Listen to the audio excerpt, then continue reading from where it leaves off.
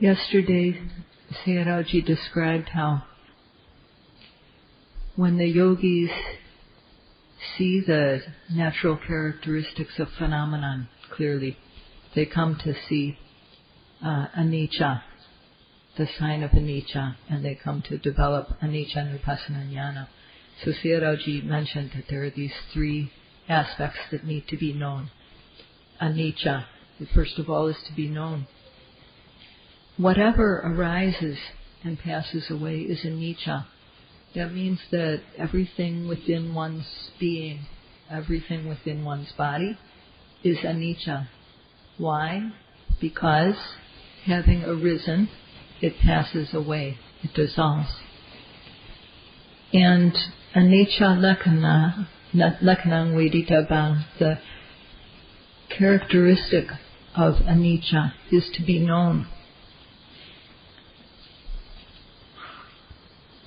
And this is the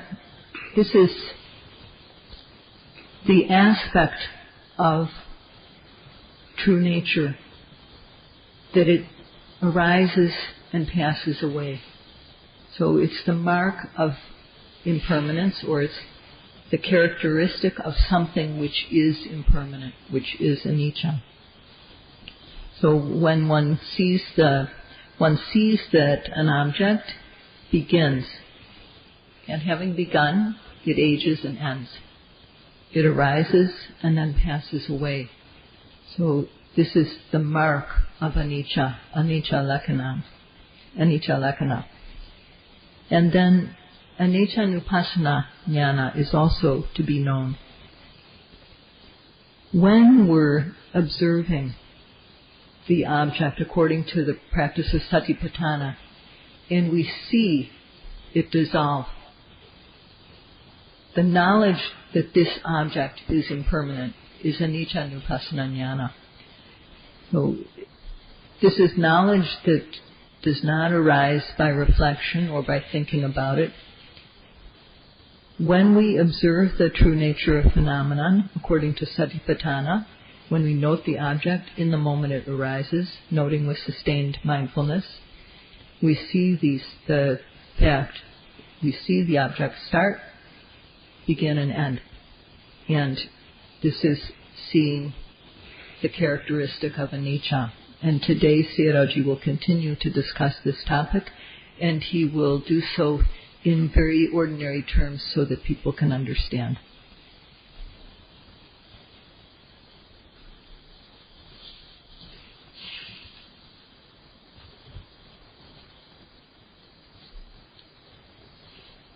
When the yogis are sitting in meditation and they are observing the rising and falling without a break, when the rising occurs, they observe stiffness. They may observe stiffness or tension or movement. And this is the element, the tangible element of air. It's physicality. And whether one observes stiffness or whether it's tension or whether it's movement, one is knowing physicality, which is anicca. So this one is knowing anicca when one knows stiffness or tension or movement at the time of the rising. And when noting this, the mind that observes this also is anicca. It arises and it passes away. And similarly, when we note the falling, we observe the falling movement, and we may observe movement or relaxation. Knowing this characteristic of movement or relaxation is knowing anicca.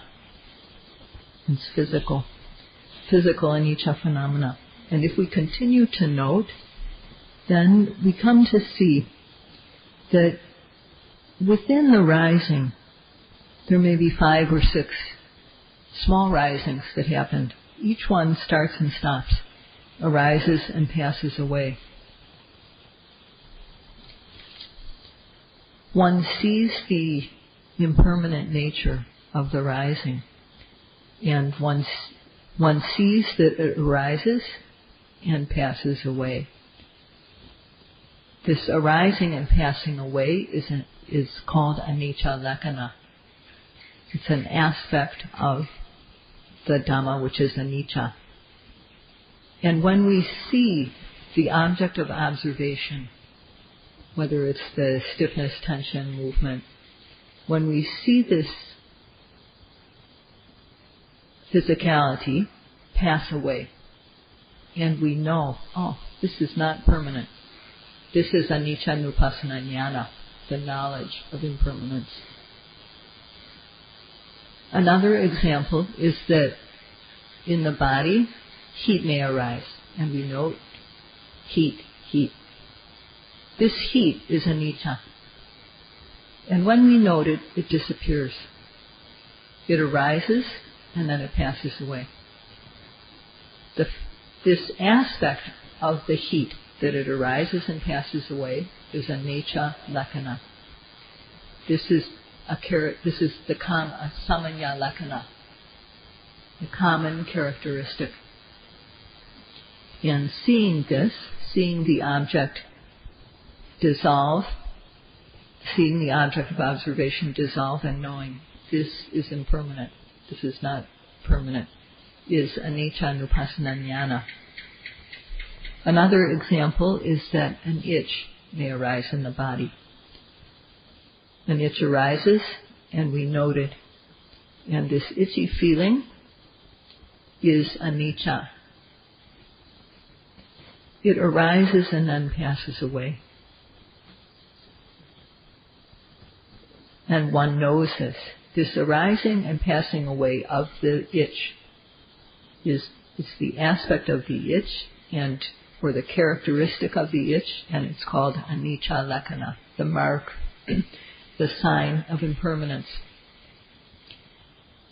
And when the object of observation, when we see it pass away and the knowledge arises in our mind, oh, this is impermanent, that is anicca nupassana jnana, the knowledge of impermanence.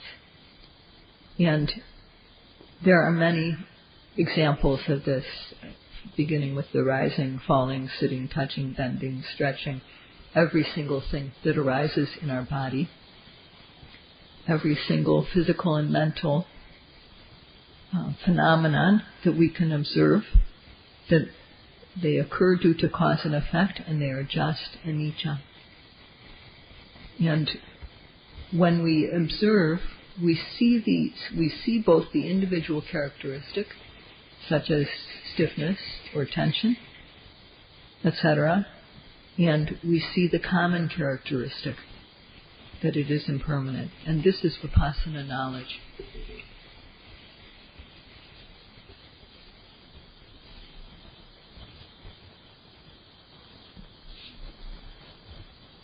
So, after anicca, there's dukkha. And dukkha is just the same thing with a different name. It's this very same Dhamma that is anicca is also dukkha. So when we discussed anicca, we said the rising, the falling, bending, stretching, all these things are anicca. Well, dukkha is exactly the same thing. And why that is because when something arises and dissolves, appears and disappears, that quality is oppressive. So dukkha is that which is not good. It's fearsome because it arises and dissolves, appears and disappears again and again without arrest. So, for example, if there's a sound we hear and that we're interested in, we listen to it. And then the sound continues, goes on and on and on. In time, we become bored with the feeling of that sound that the sound creates when we listen to it. So it's not good anymore. So whatever object there is in the world, we'll become bored with it in time if we experience it without a break. So the phenomenon that we experience, they arise and pass away without a break. And therefore, they're not good. They oppress us. And this oppressive manner is, so the Dhamma, the dukkha, what is dukkha is the phenomenon that is not good because it arises and passes away. And this oppressive manner of phenomena that are not good because they arise and pass away continually is called dukkha lakkhana. And as we observe the object, seeing this oppressiveness and knowing that it is not good is dukkhanupassana jnana, the knowledge of dukkha.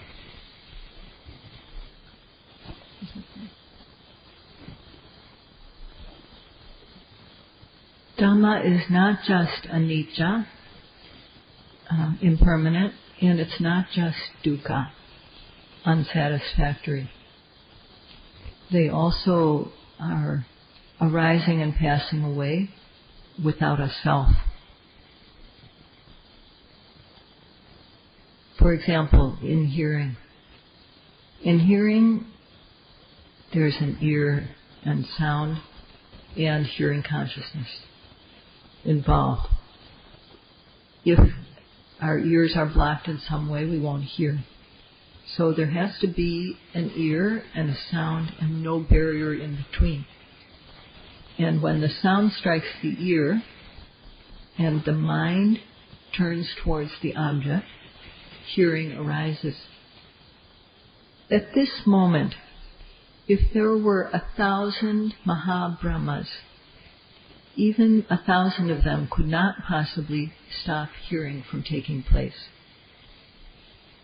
And if they were to say, hear, you must hear, to order us to hear at that moment, the hearing would not happen because of them. It happens because of the two physicalities meeting each other and the consciousness, contact, and feeling arising due to these. So it's not directed by a creator. And there's also no individual self involved in this. So there's no atta, there's no creator God, and there's no individual self. There's just physicality and mentality that are arising and passing away. And they are oppressive due to this arising and passing away.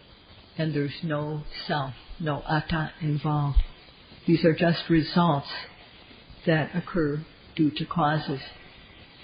When the causes are present, when they come together, then there's no way that the result can be prevented. The result that comes from those causes. No Mahabrahma can prevent the result from arising when the causes are present. So the dhammas that we are experiencing are impermanent.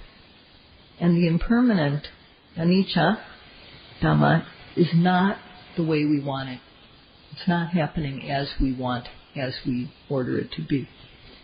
And this unsatisfactory Dhamma is also not as we want. So it's not self, it's anatta. If we observe the object when they arise, we will understand this. And especially this is clear at the stage of Paṇḍitā. When one sees the impermanent and has seen the impermanent and suffering nature, one sees at Paṇḍitā that these things are happening not according to a self. They are just mere process, empty process without a self. So that which we call anicca is also dukkha. And it's also not self, anatta. So it's like the physical and mental phenomenon. These phenomenon are like a person that goes by three names. But whether we call it anicca It's just this physicality and mentality, just this nama and rupa. If we call it dukkha, it's still just this same nama and rupa. If we call it anatta, it's still just the same nama and rupa.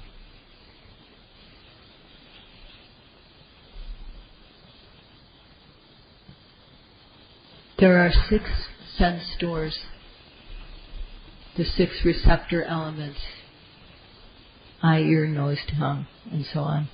And there's 6 sense objects, the striker element. And if the striker element strikes the receptor element, then seeing consciousness, hearing consciousness, tasting consciousness, and so on, the spark arises. One moment they arise and the next they pass away. It's as though it dies just after having been born. Having been born, it dies immediately. And this happens moment after moment after moment. So this,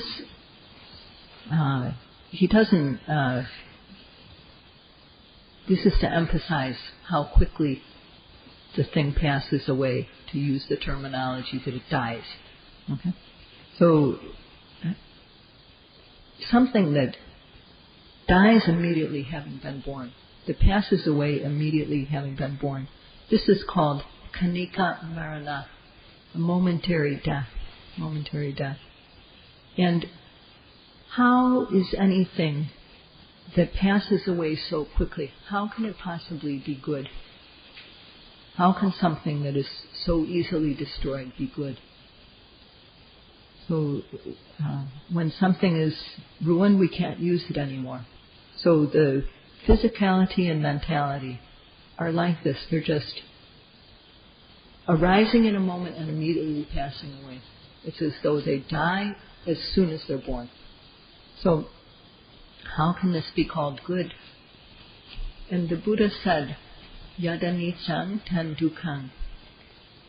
That which is anicca, that which arises and passes away, is not good. It's not satisfactory. So that which is anicca is simply dukkha, is suffering itself. In one's body, seeing, hearing, tasting, touching, smelling, these experiences are like a river flowing in one's being. The receptor, the base element, the striker, the spark, physicality and mentality coming together. These are just dhammas. And these dhammas are anicca. And dukkha, the unsatisfactory dhamma, is just these things. And this impermanent, unsatisfactory dhamma cannot be controlled. One doesn't control it. It's also not controlled by a supreme God. The Buddha said that yan dukkham tan anattam. So that which is not good, because it passes away as soon as it's arisen, that is not self, that is not atta, that is anatta. And it's also said avasavatana. It's not going according to one's wish. It's going on its own accord. So what is it then? It's Dhamma. Or, in other words, it's sabhava, mere process or true nature. It just arises due to causes. And the Buddha said that Dhamma is anicca, dukkha, and anatta.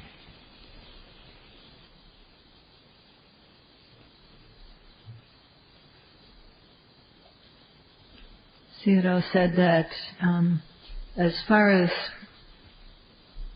theoretical description, that's complete. But in practice,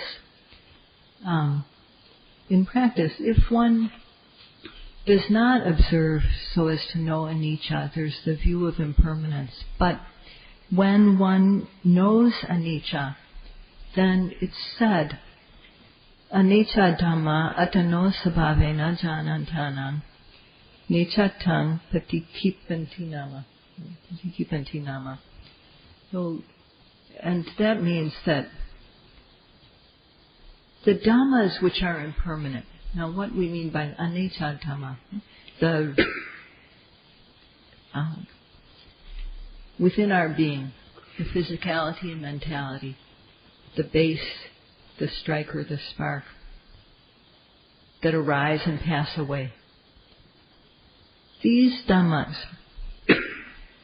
they themselves, by their very own nature, atano sabhavena, deny that they are permanent. They deny it themselves by their own true nature, which is to arise and pass away. So an example is when we have a court case and someone has been brought to trial because they're suspected of doing a crime, and in fact they did it. But they don't admit it at first. But when they are cross-examined, they start to change their story, and as the prosecutor continues to cross-examine them, they finally admit the truth. They admit, I did it. So it's like this with these dhammas, the dhamma, within our own being that is impermanent. They seem to be permanent, but they themselves, by their own true nature, confess that they are not permanent. They deny permanence. And to whom do they make this confession? The janantana means they confess to the yogis who observe the object at the moment of arising. They observe every hearing, tasting, touching, smelling, seeing, thinking, and therefore they know the true characteristics, the individual characteristics, and they know the impermanent nature. So to those yogis, the Dhamma, which is impermanent, confesses to these yogis. And it does not, these Dhammas do not confess to those who read books or reflect. They make their confession to those who observe so as to know the individual characteristics. They admit that they are impermanent. And when the yogi notes, as soon as the object arises, with the practice of satipatthana, making effort and aiming so as to know the individual characteristics, the impermanent nature of phenomenon becomes clear, and the dhammas reveal themselves to be not permanent.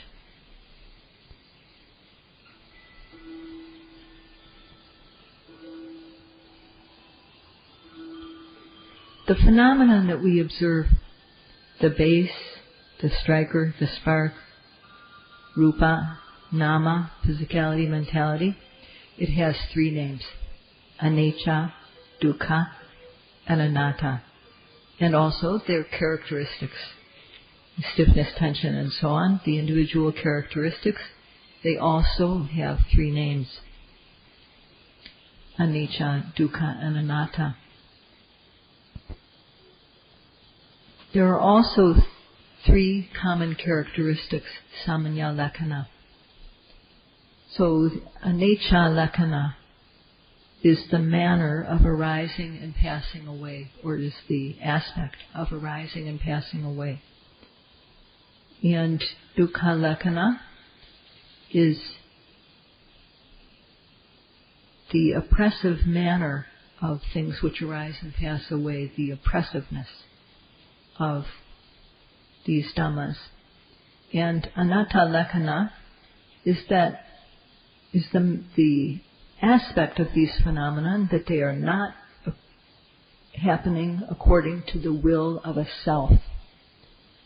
So these are three common aspects of phenomenon.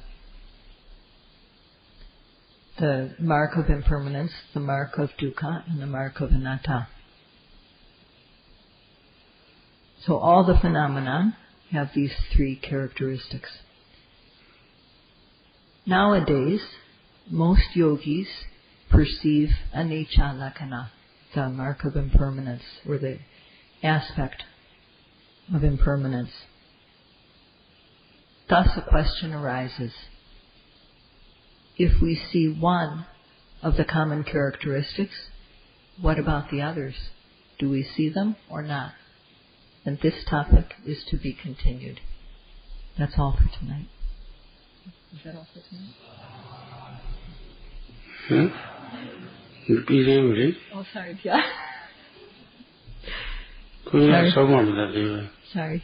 I'm sorry, he's not finished.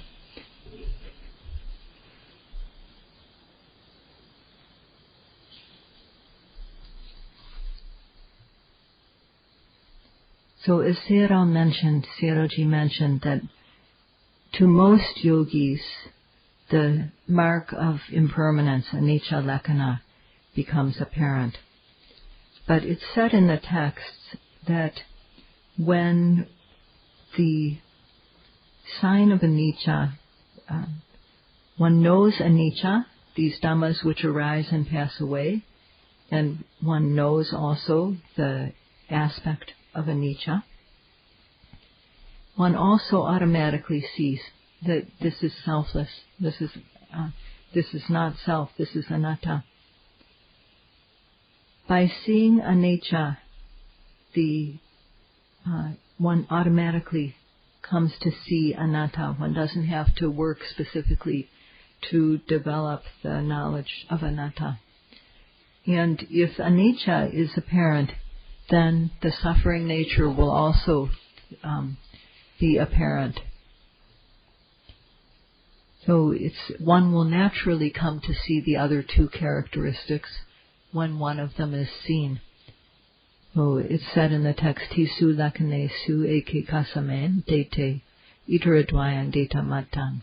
When among the three characteristics, when one is seen, the other two are in effect seen, or they are naturally seen.